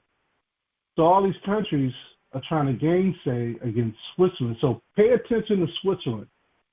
Watch with a firm eye over the next 4 years what happens. They just had a shooting not too long ago in Switzerland at an elementary school. Now, any of y'all ever been to Switzerland? Or if you don't know about Switzerland, it's one of the most peaceful places in the world to be. Nothing ever happens there. So any news that you see about Switzerland, anything, if you see it and we don't see it, send it to us, right? So we all going to pay attention to what's going on over there. But the U.S. dollar is still the biggest thing in the world because it's backed by gold, supposed to be backed by gold, which is a U.S. tender or fiat money. It says, this makes Switzerland the leading gold importing nation based on value. The United States is the largest importer globally, with imports valued at $3.4 trillion in 2022. Now, the debt ceiling here is, I believe, last time I checked, is just, they could pay that off anytime they want. All they got to do is print money. Despite market uncertainty and higher inflation, U.S. imports increased by 15% annually. China is the top goods importing partner for the United States. Now, you think the U.S. just going to cut off China? Don't believe all that stuff you hear on the news. The USA is the largest importer of Indian jewelry, valued at U.S. dollars 14.5 billion in 2021-22. Hong Kong, which is owned by the U.S., and the UAE are also major export destinations for Indian jewelry. We can stop right there. You notice how the U.S. got their hands tied in all this stuff, and the U.S. is the city that the Most High is talking about in the scriptures. Let's go back to Daniel chapter 2, and let's go to verse 38. Daniel chapter 2, verse 38. And wheresoever the children of men dwell, the beasts of the field and the fowls of the heaven hath he given unto thine hand, and hath made thee ruler over them all. Thou art this head of gold. That's talking about Babylon. Medo-Persia is verse 39. And after thee shall arise another kingdom inferior to thee, and another third kingdom of brass, which shall bear rule over all the earth. This is Medo-Persia and Greece. These are countries. Even though it's written in riddles, talking about the third kingdom of brass, this is Medo-Persia and Greece. They ruled the whole earth at one time. Now, from 40 on down to 43 is talking about Rome. Look at verse 41. And whereas thou sawest the feet and toes, part of potter's clay, we read about the clay, part of iron, we read about the iron, the kingdom shall be divided, but there shall be in it of the strength of the iron, for as much as thou sawest the iron mixed with miry clay, and as the toes and feet were part of iron and part of clay, so the kingdom shall be partly strong and partly broken.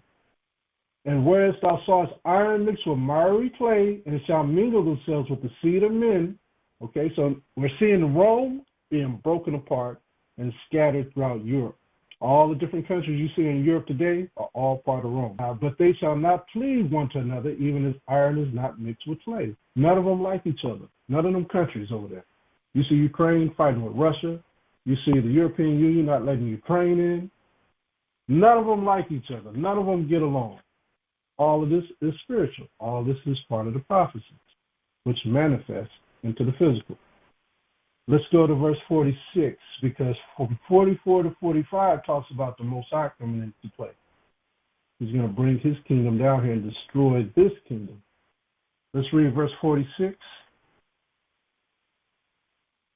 Verse 46, and let's read to verse 48 for lack of time. Then the king Nebuchadnezzar fell upon his face and worshipped Daniel, and commanded that they should offer an oblation and sweet odors unto him. Why? Because he broke down the king's dream. The king answered unto Daniel and said, of a truth it is that your power, Yahawah, is a power of gods, and a lord of kings, and a revealer of secrets. Seeing thou couldst reveal the secret, then the king made Daniel a great man. So what happened to Daniel? He got what?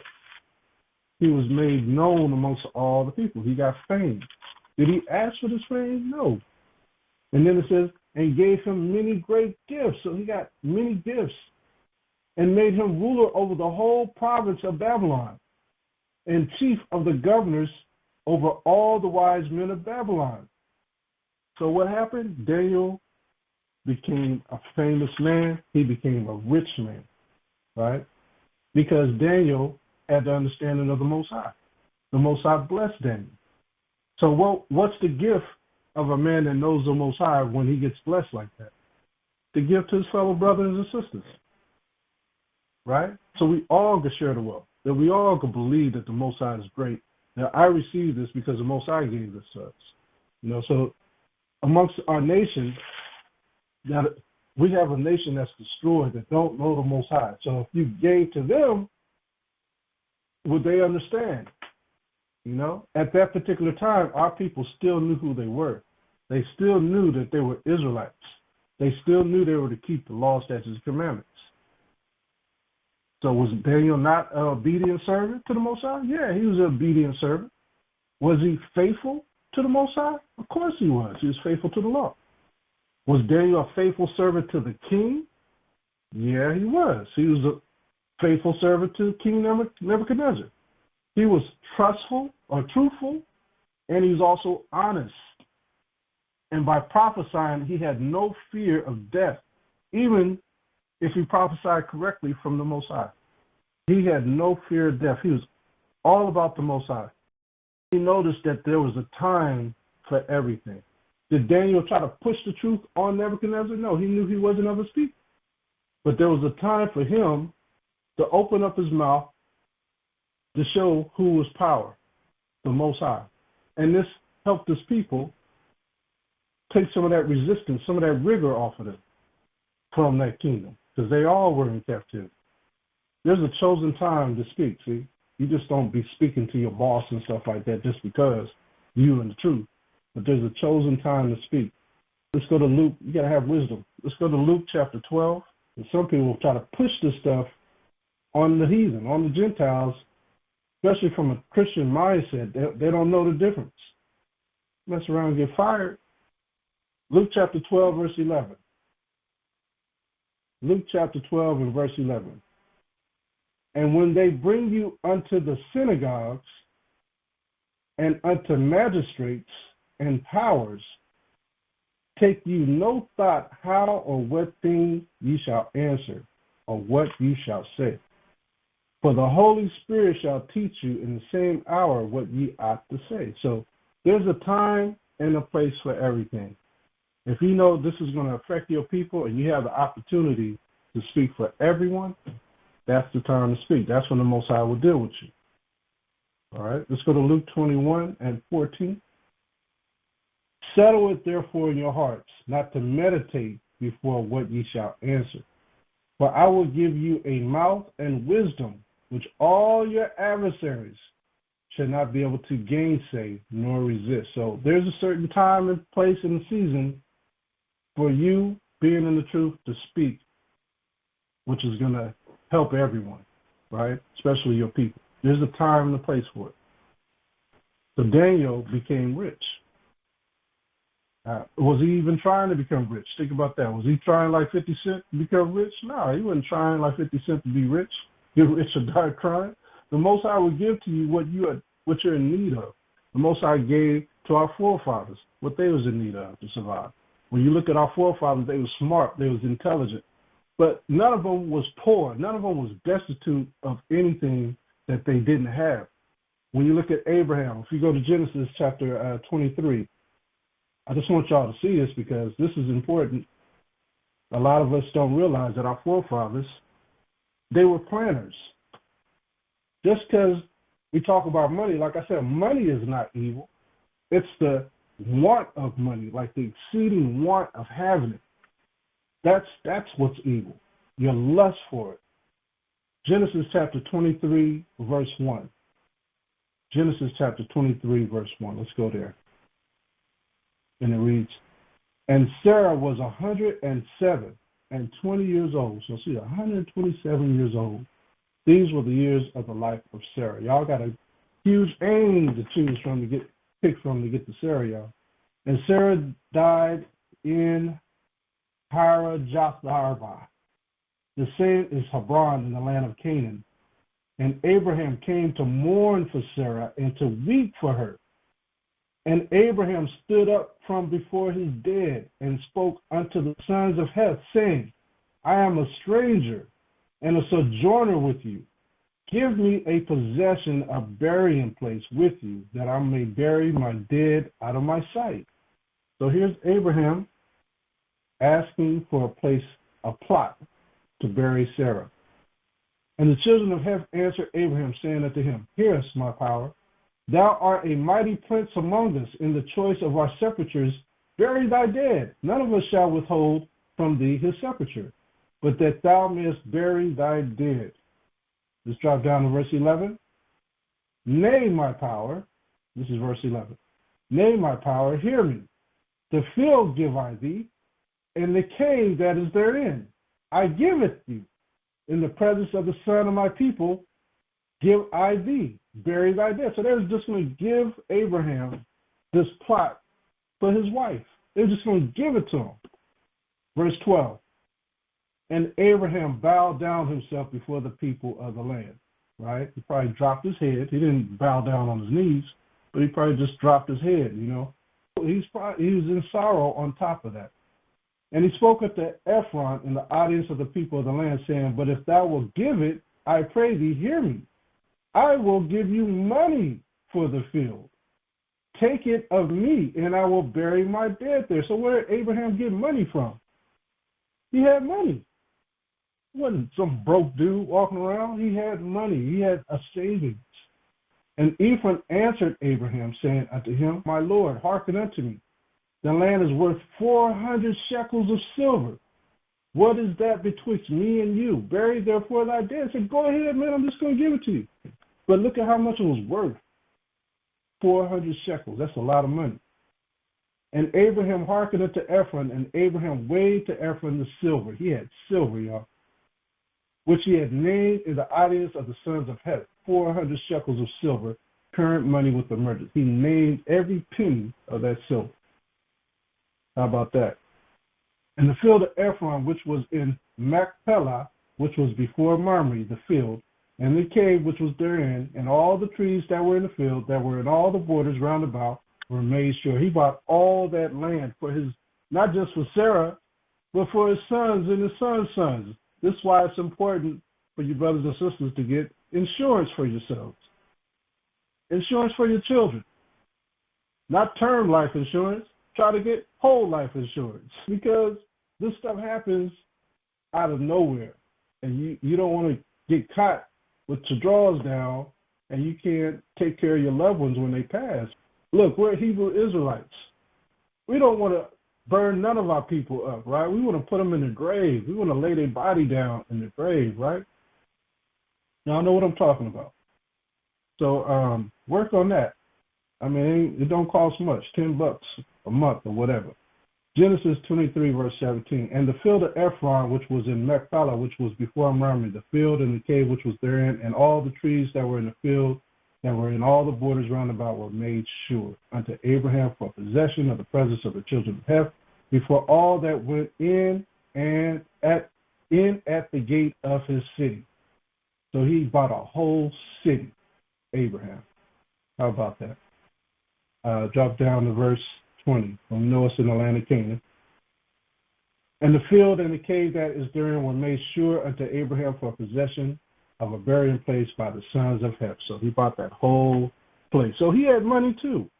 The money didn't corrupt Abraham. And he wasn't just going to take something from somebody just because they was giving it to him. He paid for it. So they couldn't come back later and be like, look, we gave this to Abraham. Right? Their whole life, and the son's sons, we talk about, yeah, my mama gave him that land. And then the son after that will try to go back and take the land because they know it was given in unrighteousness to Abraham. So Abraham just paid for it. Genesis 41:50. I'm just showing you that we could utilize money, we could save money, we could put it away for a rainy day, but don't let the money corrupt you. Our forefathers, they had land, they had money, right? Genesis 41:55. And it reads, and when all the land of Egypt was famished, the people cried to Pharaoh for bread. And Pharaoh said unto all the Egyptians, go unto Joseph. What he saith to you, do. So Joseph was made a rich man and consultant in the land of Egypt. Why? Because he followed the laws, statutes, and commandments. Verse 56, and the famine was over all the face of the earth, and Joseph opened all the storehouses and sold them to the Egyptians. And the famine waxed sore in the land of Egypt. And all the countries came into Egypt to Joseph for to buy corn, because that the famine was so sore in all the lands. Let's go over to chapter 42, Genesis chapter 42, verse 1. When we think of Jacob, we think of him sitting out in the tent way out in the desert somewhere. But Jacob got money. He ain't broke, right? Genesis 42:1. Now when Jacob saw that there was corn in Egypt, Jacob said unto his sons, why do you look one upon another, looking pitiful? And he said, behold, I have heard that there is corn in Egypt. Get you down thither, and buy for us from thence, that we may live and not die. So they got some money to give to the Pharaoh of Egypt. See that? And Joseph's 10 brothers went down to buy corn in Egypt. But Benjamin, Joseph's brother, Jacob sent not with us, brethren, for he said, lest peradventure mischief befall him. And the sons of Israel came to buy corn among those that came, for the famine was in the land of Canaan. And Joseph was the governor over the land, and he it was that sold to all the people of the land.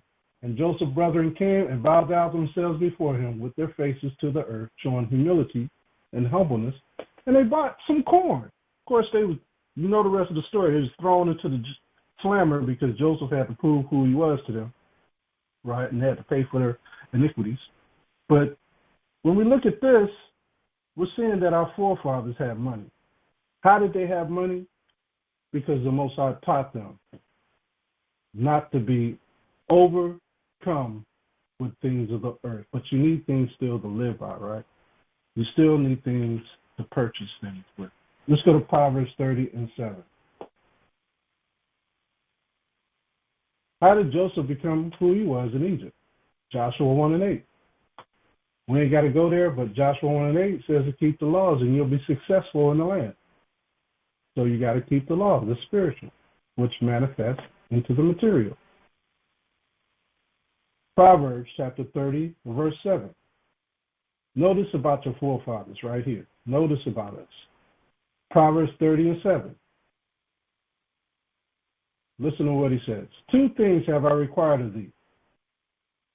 Deny me them not before I die. Remove far from me vanity and lies. Give me neither poverty nor riches. I don't want to be poor, nor do I want to be rich. I want to be right in the middle. Feed me with food convenient for me, lest I be full and deny you. See that? So you can lose your soul with the abundance of things on this earth. And say, who is the Lord? Or lest I be poor and steal and take the name of my power in vain. So you don't want to break the commandments. So you want to be right in the middle. See that? We're going to read one more chapter, which is Luke chapter 16, which talks about money and working around money. And we're going to end it with this chapter. Let's go to Luke chapter 16. So now we know to be right in the middle. You can't be evil. You can't be overly righteous. You got to be stable in the faith. You got to be stable in the truth. You got to keep the commandments. You got to be humble. Luke chapter 16, verse 1. Luke chapter 16, verse 1. And it reads, and he said also unto his disciples, there was a certain rich man which had a steward, someone who worked for him, and the same was accused unto him that he had wasted his goods. And he called him and said unto him, how is it that I hear this of you? Give an account of thy stewardship, for thou mayest be no longer steward. You wasting all my merchandise. Then the steward said within himself, what shall I do? For my Lord taketh away from me the stewardship. I lost my job. I cannot dig. I can't work. To beg, I am ashamed. I'm ashamed to beg. Like we just read in Proverbs 30:7. You don't want to be a beggar or a thief. I am resolved what to do, that when I am put out of the stewardship, they may receive me into their houses. Now, when you lose your job, nobody else wants to hire you because they done heard the rumor that you was lazy, no good, couldn't do the job well. So now any house you run to, ain't nobody going to hire you. So he called every one of his lords as debtors unto him, because he owed bills, he had debts, were subject to payments, and said unto the first, how much owest thou unto my Lord? And he said, 100 measures of oil. And he said unto him, take thy bill and sit down quickly and write 50. He said, look, I'll cut it in half for you. Just give me $50 and we call it even. Because he got bills to pay. Then said to another, and how much owest you? And he said, 100 measures of wheat. And he said unto him, take your bill and write 4 score. He says, look, man, I'll take $80. Give it to me, and we'll call it a wash. And the Most High commended the unjust steward because he had done wisely. Why did he do wisely? Because he wanted to go pay his debtors. We say that in the Lord's Prayer. Forgive us of our debtors. You have to go pay your debt.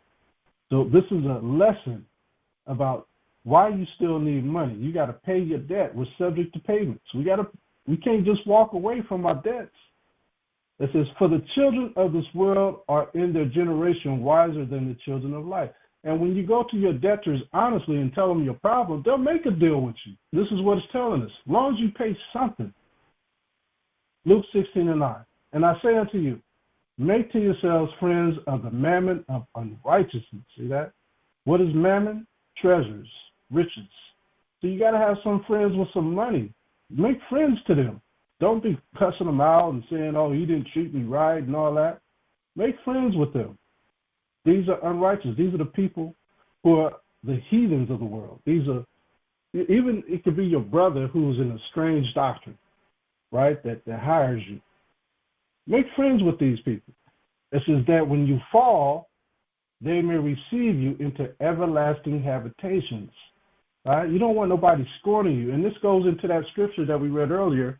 He that is spiritual judgeth all things. So if you're spiritual, you'll know to do right. You know to take care of your bills. You know to not boast about things. You know, you won't have that superficial richness of money. That's not important to you. As long as you can pay your bills and live comfortable, like we read in Proverbs 30:7, the Most High is happy with that. So you don't corrupt yourself. Now, let's go from there. Let's go to, let's read down to verse 12. It says, he that is faithful in that which is least is faithful also in much. So this also is the same understanding for the kingdom. And he that is unjust in the least is unjust also in much. So the Most High will give you just enough to live. He wants to see how you're going to handle just the little bit that you get. Are you going to be unjust with the little bit that he gives you? Or are you going to be righteous? Luke chapter 16, verse 11. If therefore ye have not been faithful in the unrighteous mammon, who will commit to your trust the true riches? So even the littlest thing, if you deal with it righteously, the Most High give you more based on how you dealt with the little. Verse 12. And if ye have not been faithful in that which is another man's, who shall give you that which is your own? See that? Treat other people's stuff as if it's your own and don't abuse it.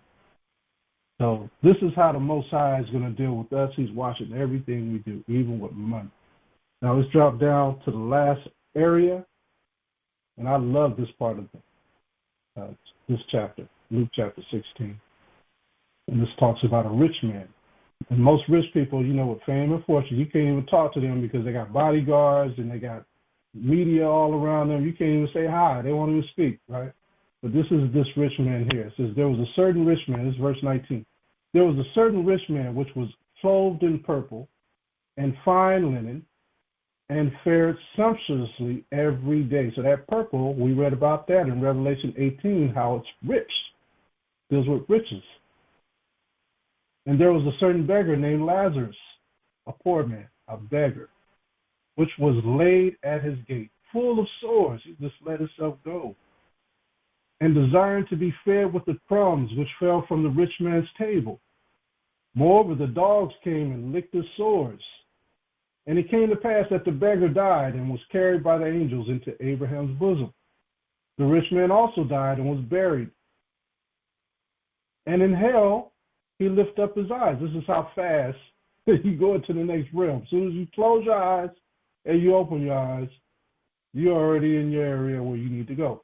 And in hell, he lifted up his eyes, being in torments, and seeth Abraham afar off, and Lazarus in his bosom. They say that your brain shuts off when you lose oxygen. Your brain is still running for about 7 minutes. It's still showing you probably all the memories and things that you've been through in your life in a second, moment. You look dead, but your brain's still alive for 7 minutes. And he cried and said, Father Abraham, have mercy on me, and send Lazarus, that he may dip the tip of his finger in water and cool my tongue, for I am tormented in this flame. What kind of deeds did this rich man do to receive pain in this day and time, right? All those verses that we read, especially in 2nd Ezra, that talked about those who have loathed his law will experience pain in the next world. So he was able to see Lazarus in the bosom of Abraham while he was in pain. Luke chapter 16, verse 25. But Abraham said, Son, remember that thou in thy lifetime receivest thy good things, and likewise Lazarus evil things. But now he is comforted, and thou art tormented. It switched roles. And beside all this, between us and you, there is a great gulf fixed, so that they which would pass from hence to you cannot. There's no bridge. Neither can they pass to us that would come from thence. Then he said, I pray thee, therefore, Father, that thou wouldest send him to my father's house. For I have 5 brethren, that he may testify unto them, lest they also come into this place of torment. See that? So now he wants his family to get right, because they probably have the same mindset as him, all about riches, trying to get something, trying to get fancy cars and all this stuff. Luke 16:29. Abraham saith unto him, they have Moses and the prophets. Let them hear them. So the Bible is here with all of the living. Everywhere we go, the Bible's present. Everywhere we go, we might run into some brothers teaching the truth. It's forever present with us while we're in this living, live body. And we got no excuse but to repent and change, or else experience torment. Verse 30, and he said, Nay, Father Abraham, but if one went unto them from the dead, they will repent.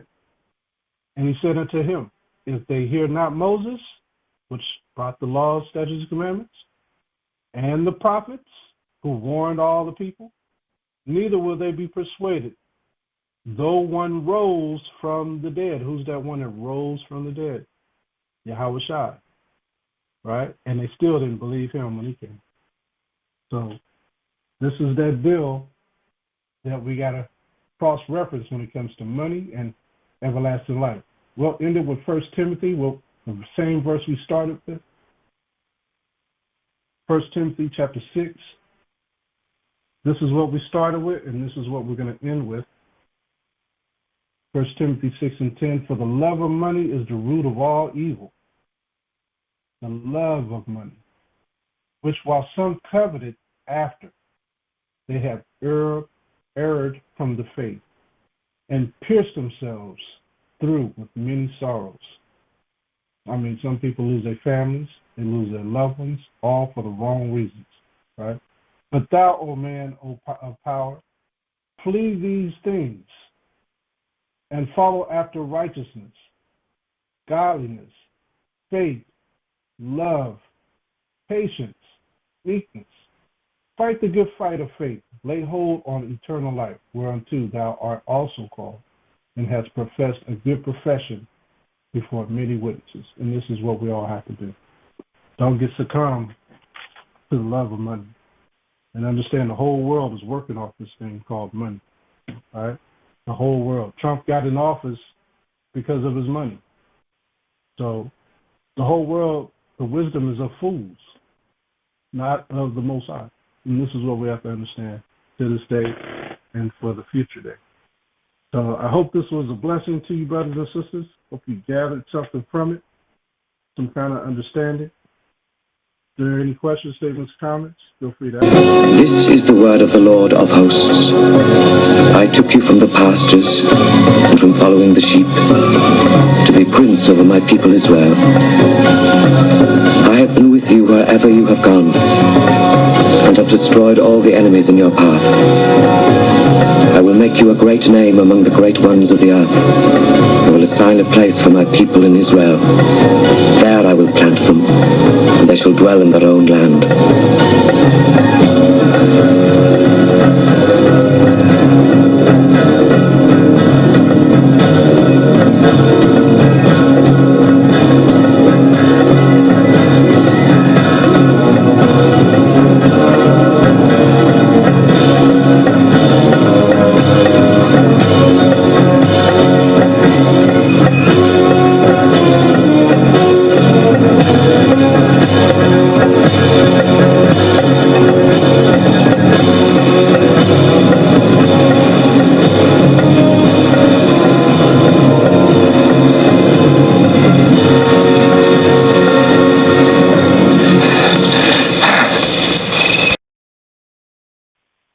praise to the Most High Yahawah HAMASHAYACH. All right. Okay. Any other questions, statements, or comments? Oh, wow. Yeah, I got a couple scriptures to go to the other point that you made, and then I have other comments, but I'll wait till other people comment if they may before I talk about the actual scriptures that you brought. I had a couple comments on those too. But like you were saying, that the love of money, you made that clear, is what is the root of, all that evil. But money itself, you draw parallels to it very well with the our forefathers and how they gained wealth and had money and to be able to do certain things. And so I just wanted to add, let's see, Ecclesiastes, it's two scriptures there. You already know them. I just wanted to just bring them out because this is the other side, like you were saying, that we, you drew the line between people that are over looking at money as a god, trying to stock it up, and they do evil things with it, and that makes them go down the root of all evil. But the money has its place, and in Ecclesiastes chapter 7, it's two verses here. Chapter 7 and verse 12. This is in the, it's not Sirach. This is the one in the Bible after Proverbs. Ecclesiastes 7 and 12 reads that for wisdom is a defense, and money is a defense. But the excellency of knowledge is that wisdom giveth life to them that have it.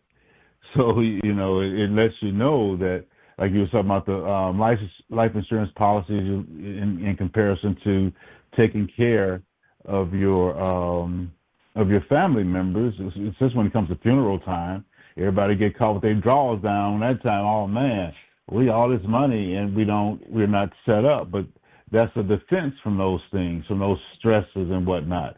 But that's not vanity, what we're doing right there. It's not something that is all vain. And if you go to Ecclesiastes 10:19, this is the other one. 10:19, it says, a feast is made for laughter, and wine maketh merry, but money answereth all things. So we see that, that's something. And even we look at tithing. I would say I was doing a study on that one a couple of weeks ago that we did before, and people sometimes get caught up and say, well, money is new. They didn't have that back in ancient days, and we see the scriptures are full of money, where sometimes it's represented in shekels and other forms of money, but it's an exchange device. When you're not bartering goods for goods, you have the money. And it was shown in the tithes when he gave an example in Deuteronomy where a person would, it was too far to travel where they're taking the tithes to. It was too abundant. They had so much, so it was permitted for them to sell what they had in their land, where they were coming from, in their home, and get money in their hand. Now they can travel to the place to pay the tithes to the Levites, and then they were able to exchange that for whatever they wanted to. So again, money was there, and it was answering all things. There was a problem there with getting it there, so money solved that. So that exchange is something that is not necessarily something that's wicked. Money is not wicked, and you made that point. It's the love of that money, and you gave good examples through the class. So I'm going to fall back